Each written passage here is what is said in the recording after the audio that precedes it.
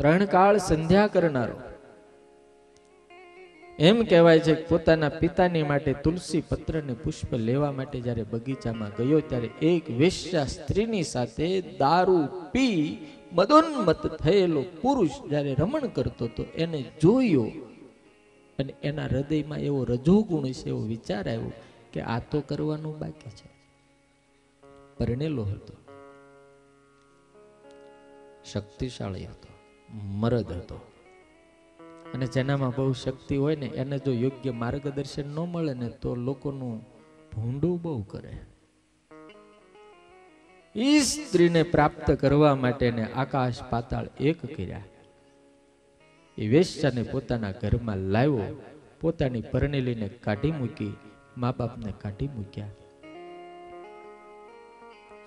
દારૂ પીનારો થયો, માંસ ખાનારો થયો, વ્યભિચાર કરનારો થયો, ચોરી કરનારો થયો, શિકાર કરનારો થયો. જામે એક પણ બ્રાહ્મણના ધર્મ એના જીવનમાં ન રહ્યા.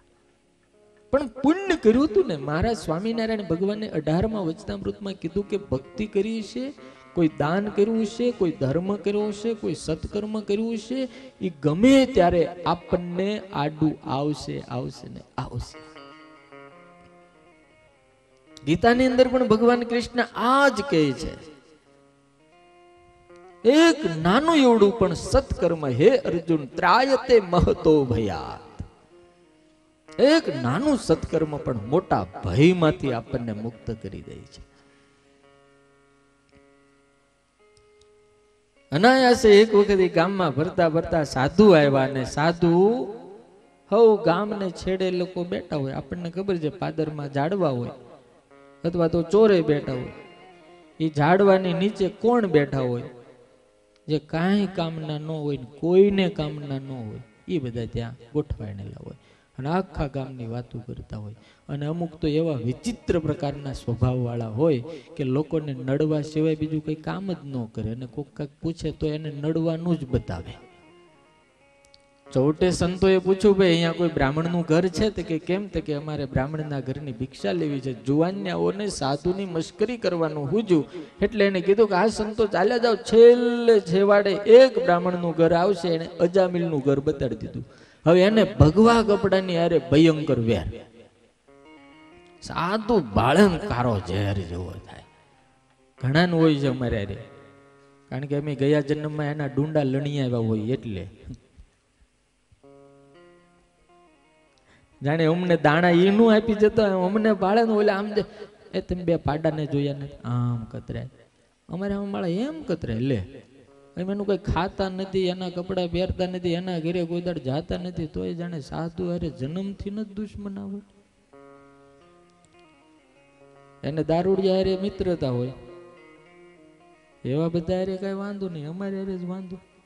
કારણ કે અમે મંદિર બનાવીએ અને બીજા છે ને ગલ્લાઓ બનાવે, એટલે એના હારે ફાવે. એ મારા મા બાપ, મંદિર હશે ને તો તમારા છોકરા ને તમારી છોકરીઓમાં ક્યારેક સંસ્કાર રહે.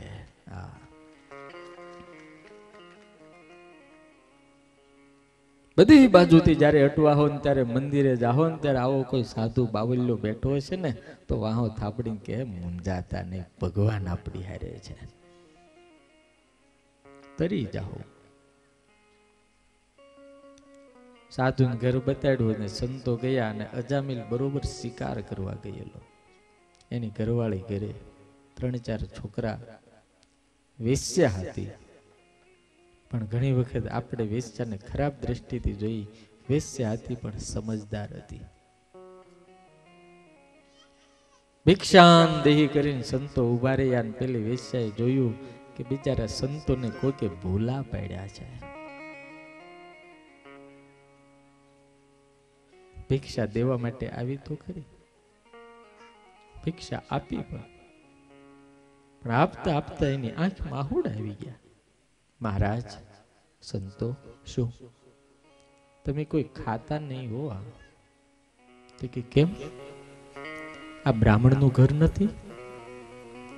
હાથ જોડીને પેલી સ્ત્રીએ કીધું, મહારાજ છે તો બ્રાહ્મણનું ઘર, જન્મથી બ્રાહ્મણ છે, પણ કર્મથી તો કસાય કરતા પણ ઉતરતા છે મારા પતિ. હે આ ખાશો તો તમારી બુદ્ધિ ભ્રષ્ટ થાય. અને પછી સાધુએ નક્કી કરી નાખ્યું, અહીંયા જ રસોઈ કરવી છે, આના ઘરે જ જમવું છે અને આનું ભલું કરવું છે. આનું નામ સાધુભાઈ. દુષ્ટ લોકોનું પણ ભલું કરવાની ઈચ્છા મનમાં રાખે એનું નામ સાધુ. સંતોએ કીધું, બેન અમારી સાધના એટલી કાચી નથી કે તારા ઘરનું ખાઈને અમારી બુદ્ધિ ભ્રષ્ટ થઈ જાય. અમે જ્યાં પગ મૂકી દઈએ ને તીર્થ બની જતા હોય છે. રસોઈ બનીને જમ્યા પછી પેલી બેન કે સંતો તમે જલ્દી જતા રહો, જલ્દી જતા રહો, જલ્દી જતા રહો. તો કે કેમ? તો કે મારો પતિ સાધુનો ભયંકર દુશ્મન છે, તમને ભાળશે ને મારશે. સાધુ કે તારા ઘરનું ખાતું એનું ભલું કર્યા વગર જાય ને તો અમારો ભગવાન અમને માફ ન કરે. હવે તેનું ભલું કરીને જ જાઓ. થોડો સમય થયો ને અજામિલ આવ્યો, પણ અજામિલ નો વેહ 5 હાથ પૂરો, ખંભા ઉપર ધનુષ, એક હાથમાં ખડગ, આમાં આમ અહીંયા ઓલા હાહલા ટીંગાતા હતા, દોરીથી બાંધીને હાહલા ટીંગાતા હતા. ભાથો, આખું શરીર લોહી લોહી, જાણે સાક્ષાત રાક્ષસ નો ઉભો હોય. સંતો ફળિયામાં ગાયને બાંધવાની જે જગ્યા હતી ને ત્યાં બેઠા બેઠા ભજન કરતા હતા. શ્રીમન નારાયણ નારાયણ નારાયણ, શ્રીમન નારાયણ નારાયણ. આપણે કરો ઘડી શ્રીમન નારાયણ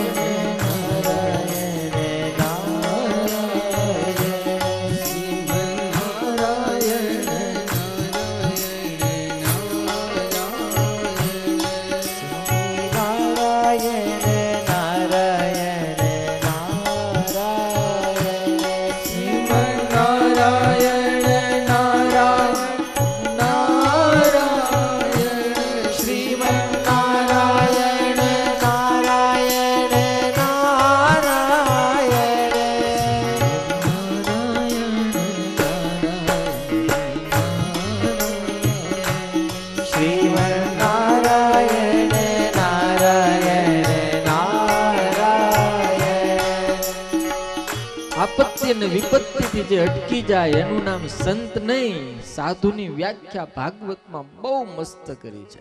સાધયતી પર કાર્યાણી પ્રાણ દાનેન અપી ઇતિ સાધુ. પોતાના દેહનું બલિદાન આપીને પણ લોક કલ્યાણના કામને સિદ્ધ કરે એનું નામ સાધુ. એવા એક નહીં 500 સાધુની ફૌજ સહજાનંદ સ્વામીએ તૈયાર કરી અને ગામડે ગામડે વહેતી કરી હતી.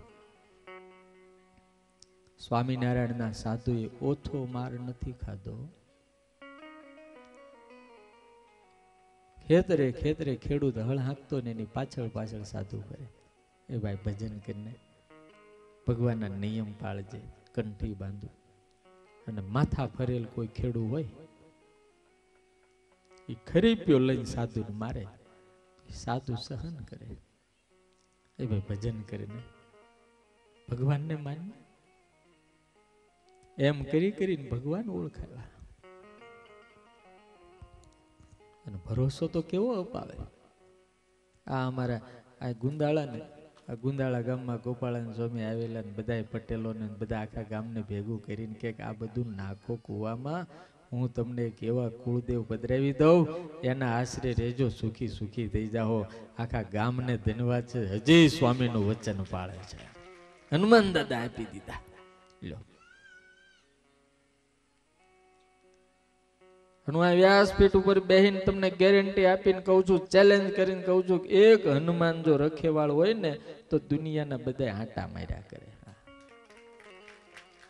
ઓર દેવતા ચેતન ધરે હનુમંત સે સર્વ સુખ કરે. એક દાતો કટે મીઠે સબ પીરા હનુમંત બલવીરા. હનુમાનજી ભગવાન નથી, સંત છે, ભક્ત છે. પણ ઘણી વખત એવું થાય ભગવાન કરતા ભગત મોટો થઈ જાય. એ અમારો હનુમાન ભગવાન કરતા મોટો થઈ જાય. અને એમાં એના બાપાને ગમે, પાછું રામને ગમે, સ્વામિનારાયણને ગમે, કૃષ્ણને ગમે. અને ન ગમતો હોય તો ગોપાળન સ્વામી હનુમાનજી થોડા પધરાવે. ઠેર ઠેર ગોપાળન સ્વામી આકા સાધુ છે ને, લોકોનું દુઃખ દૂર કરી સુખ કરાવે, વહેમ દૂર કરી અને એવા ભગવાનના ભક્ત મસ્ત બનાવે. ભગવાન મહાવીર આમ બરોબર માર્ગમાં નીકળ્યા અને કોઈએ કીધું પ્રભુ વહાં મત જાइए तो कि क्यों, वहां चंडकोश नाम का बड़ा सर्प रहता है, आपको डंक जाएगा, आपका प्राण चला जाएगा. महावीर प्रभु के मैं साधु हूं, जहां मुश्किलें होती है वहां से हम वापस नहीं आते, चंडकोश का भी उद्धार कर दूंगा. અને મહાવીર પ્રભુ હાલ્યા, ના પાડી તોય હાલ્યા.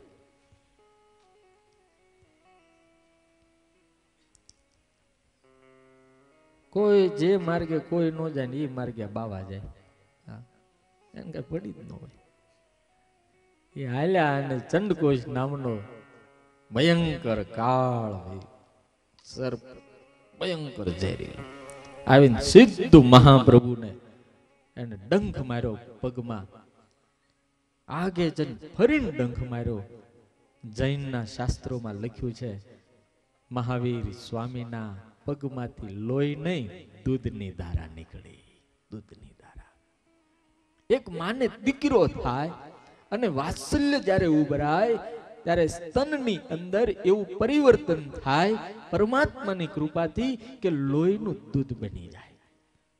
તો આપણને એમ થાય કે આ મહાવીર સ્વામીના પગમાંથી દૂધ નીકળે. માતાને થોડુંક વાત્સલ્ય ફૂટે ને ત્યાં દૂધ સ્તનમાંથી આવે. અને આ મહાન સત્પુરુષોને તો કરોડો માં ભેગી કરો ને, એટલું વાત્સલ્ય સર્પની માટે ફૂટ્યું એટલે આખા શરીરમાંથી દૂધની ધારાઓ થઈ. ભાઈ સુધરી ગયો, ઈ સર્પ સુધરી ગયો.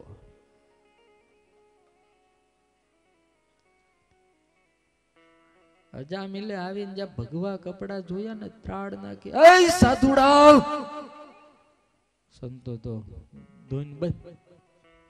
આવી ગયા યજમાન, આવી ગયા યજમાન, આવી ગયા ગરદણી, આવી ગયા. સંતો ઉભા થઈ ગયા, જય નારાયણ કર્યા. નારાયણ બોલો. અજામિલ કે કોણ તમને મારું ઘર કોને દેખાડ્યું? કે ભૂલા પડ્યા છો? એવી ત્રાડ નાખીને ગાળ દીધી સાધુ. એટલે પેલા સંતો એકદમ નિર્મળ ભાવે હાથ જોડીને કીધું, શું આ બ્રાહ્મણનું ઘર નથી? અને આ જે ટોન હતો ને, શું આ બ્રાહ્મણનું ઘર નથી? એટલે ઓલાને ઠેઠ હૃદય સુધી લાગી ગયો. એટલે ઓલો એક ઘડીક તો આમ નર્વસ થઈ ગયો, પણ તરત પાછો પોતાના ઓલામાં આવી ગયો. પી ગયો હશે ને થોડું. સાધુ મહારાજ તો કે શું છે? આ મને તમે જોઈ લો, આમાં કઈ બ્રાહ્મણ જેવું દેખાય? સંતો કે દેખાતું નથી, પણ જન્મથી તો તમે બ્રાહ્મણ છો. પણ તમે આ મારા ઘરે આવ્યા હું કે બસ અમારે બીજું કઈ કામ નથી, તમારા પત્ની અમને ભોજન કરાવ્યું, હવે અમારે થોડીક દક્ષિણા જોતી છે. જ્યાં સુધી દક્ષિણા ન મળે ત્યાં સુધી અમારે તમને પુણ્ય ન મળે ને અમે તમારું ઘર છોડીને જઈ ના શકી. બસ થોડીક દક્ષિણા જો તમે અમને આપી દો ને તો અમે તરત નીકળી જાય. અને ઓલો અજામિલ કે હું કીધું બાવલાઓ, દક્ષિણાની વાત કરો છો? એ સાંભળી લો, આ તમારા પહેરેલા કપડા ઉતારી નથી લેતો ને એને દક્ષિણા માનીને હાલતા થાવ, નકર ધોકા વાળી કરવી પડશે. સંતો કે પણ ભાઈ દક્ષિણા તો અમે લઈને જ જાઓ, તમારે શું દક્ષિણા જોતી? અમારે પૈસા નથી જોતા, માણસ પૈસા કાઢવા પડે ને ત્યાં તકલીફ હોય. પૈસા અમારે જોતા ને તો હું જોતું? બોલો જલ્દી બોલો, હું જોતું? તમે અહીંથી હાલતા હતા અમારા ઘરમાંથી. 3-4 છોકરા નાના રમતા હતા, 4-5 એક છોકરો હાવ નાનો એવડો જે જન્મો હશે. એટલે કીધું કે આ ઘોડિયામાં સૂતેલા છોકરાનું નામ શું પાડ્યું? તો કે નામ હજી કાંઈ પાડ્યું નથી. કેટલાક છે? તો કે ખબર નથી કેટલા છે, ઘણા છે કે છે.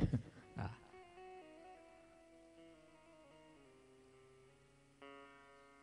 એક ભાઈ આમ શેરીમાંથી આમ ઊભી શેરીએ એવા દોડ્યા જાય ને પાછળ 15-20 છોકરાઓ 15-20 છોકરા એની પાછળ પડેલા અને ઓલો ઊભી શેરીએ ઠેઠ પાદર હોહરો નીકળી ગયો. એમાં પોલીસને એમ થયું કે આ ચોર લાગે છે, દંડો મારીને ભાઈ ઉભો રાખે છે. પણ કે હું લેવા પકડીને એક લાફો મારે, પણ તમે મને મારો શું લેવા? કે તો ગુને, પણ કેનો ગુનેગાર? તો કે આટલા બધા છોકરા તારી પાછળ પડે છે તો કાંઈક તો ગુનો હોય છે. તો કે આ બધા મારા છે કે છે. તો કે આટલા બધા? તો કે અમારા ગરીબ માણસને છોકરા જેવા બીજું હોય શું કે? આ જ હોય કે અમારા ગરીબ માણસ શું હોય બીજું કે છે. બોલો અજામિલ કે ખબર નથી, ગણી લો તમે કેટલા છે. પણ કે આ ઘોડિયામાં આવતો છોકરા નામ, તો કે નામ કાંઈ નથી કર્યું. તો કે બસ અમને દક્ષિણામાં છે ને તું એનું નામ છે ને નારાયણ રાખ. અજામિલ કે હું એનું નામ ઈ રાખું એમાં તમને શું ફેર પડે કે છે, તમને લાભ? સંતો કે ભાઈ અમારા ભગવાન ઈષ્ટદેવનું નામ નારાયણ છે ને તારા છોકરાનું નામ નારાયણ રાખીશ ને તો અમે રાજી થાવ. સંતોનો ઉદ્દેશ અલગ હતો, આનો ઉદ્ધાર કરવાનો. બોલો કે હારું જાઓ, તમને કીધું હું રાખી દઈશ. પણ સંતોને એમ થયું કે જ્યાં સુધી બોલશે નહીં ત્યાં સુધી દીક્ષિત નહીં થાય અને મંત્ર એને સ્વીકાર્યો નહીં કહેવાય, એટલે એને બોલાવવું હતું. સાધુઓ મહેનત કેવી કરે.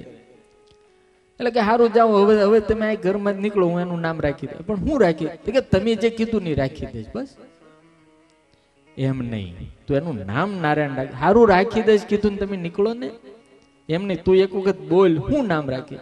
તો કે હારું નાણિયો રાખી દે. હાલો હાલો, નહીં તું હરખું બોલ. 2-3 વખત અજામિલની પાસે નારાયણ નારાયણ બોલાવ્યું અને ઠાકોરજીના કોમ્પ્યુટરની અંદર એનું ખાતું ખુલી ગયું. ડોંગરેજી મહારાજ સ્પષ્ટ આ કથા કરતા એમ કહે છે કે સંતના વચને નારાયણ નામ રાખ્યું ને એટલે એના છોકરા નારાયણ નારાયણ નાણિયો નાણિયો કે ને એટલે ભગવાનના કોમ્પ્યુટરમાં એ મંત્ર જપ તરીકે લખાતું હતું. કારણ કે મારા સંતના વચને એને છોકરાનું નામ નારાયણ રાખ્યું છે.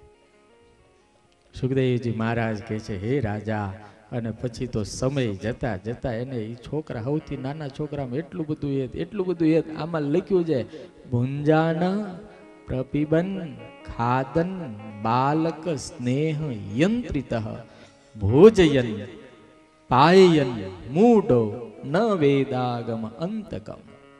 ખાવા બેસે, પાણી પીવું હોય, સૂવું હોય, કઈ બેહવું હોય, કઈ પણ જવું હોય, નાણિયા સિવાય એને કઈ ફાવે નહીં.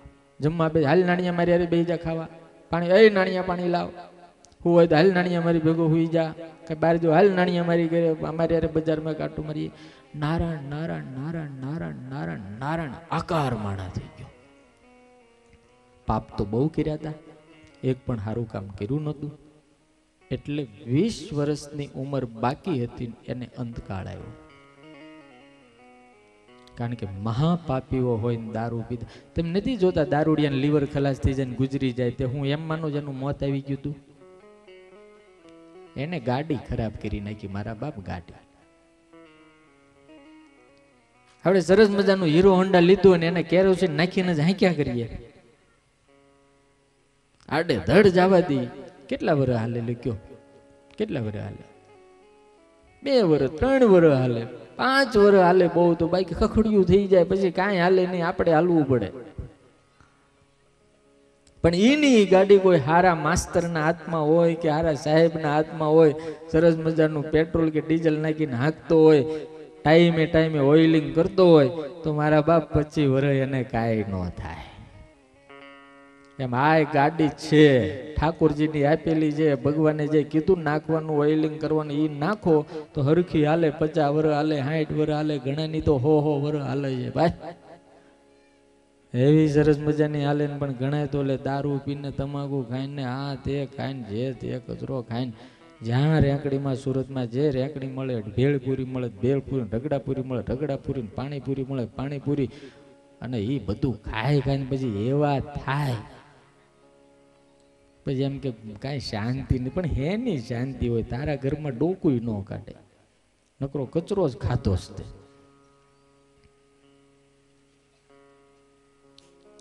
એ લોકો આપણી માટે સારું બનાવે છે. તમને કેમ લાગે સારું બનાવે? હે જુવાનને સારું બનાવે પાણીપુરી વાળા, આપણી માટે આમ આપણા હગા થાય, આપણા મામા થાય છે કે સરસ મજાનો ભાણિયાઓ ખાવા આવે છે, એ સરસ મજાનું તેલ ને હારા મારું પાણી. એ તમને ખબર નથી હોતી ઘણી વખત પાણી ખૂટી જાય ને ગટર હાલી જતી ને એમાંથી જાલ્યું ભરી નાખી દે, એનો સ્વાદ આવે છે તમને બધાને.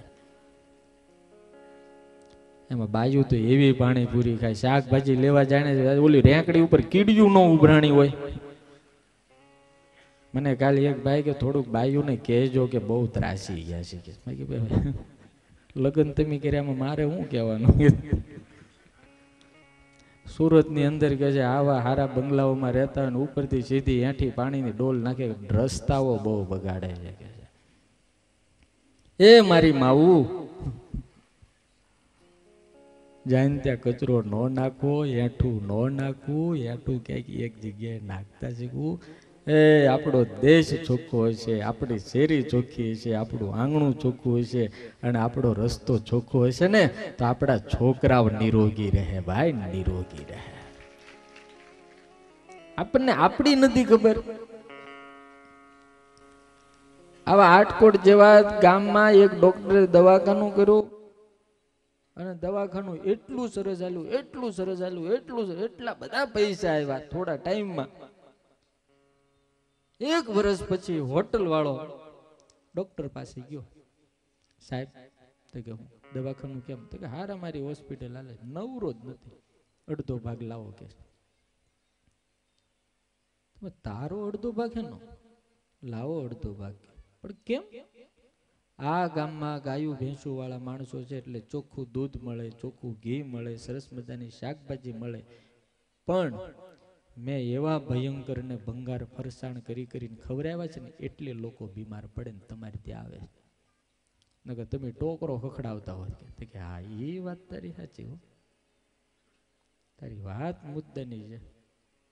અને લોકોને એવું ચટપટું જ ખાવા જોઈએ છે, થોડુંક હંસળ નાખી, થોડુંક મરચું નાખી દે. ભાઈ કયા તેલમાં તળ્યું કેમ તળ્યું એ કોણ જોવે છે?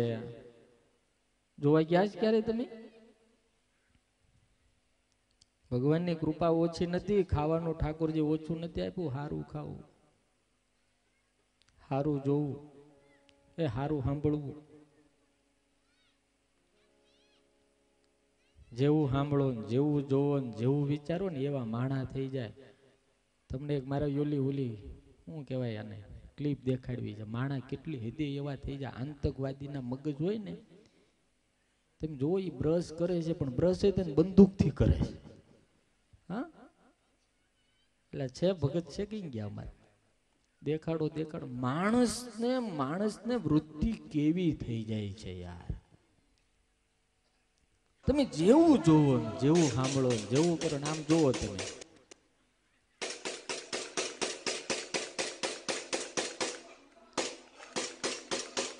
એનું મોઢું જોજો, આતંકવાદી જેવું લાગે છે.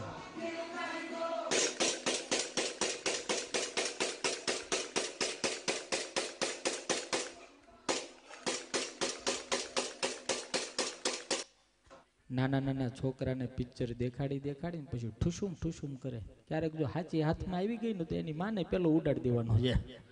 ઠુસુમ. હા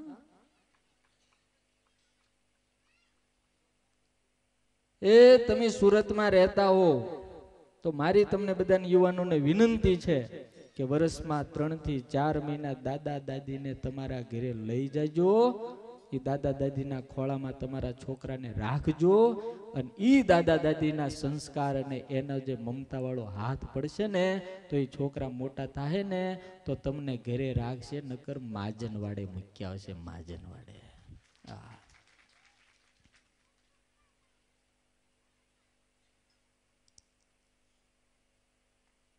તમે એમ માનો છો ભણે એટલે હોશિયાર થઈ જાય, ડાયા થઈ જાય, મગજ થાય, બાકી દિલ તો એનું કેવું થઈ જાય. બધા ગણતરી બાજ થઈ જાય. બધા જ સુધરવું પડશે આપણે. અજામિલનો અંતકાળ આવ્યો, યમદૂતો તેડવા આવ્યા ભયંકર. આમ કિંકરો નાખીને જાય, જીવને ખેંચતા હતા. જોરથી બોલાઈ ગયું, નાણિયા દોડજે, આ મને મારી નાખે છે. હે નારાયણ દોડ દોડ નારાયણ. આમ જ્યાં કીધું ને આકાશમાં પરમાત્માના દૂતો આવીને ઉભા રહી ગયા.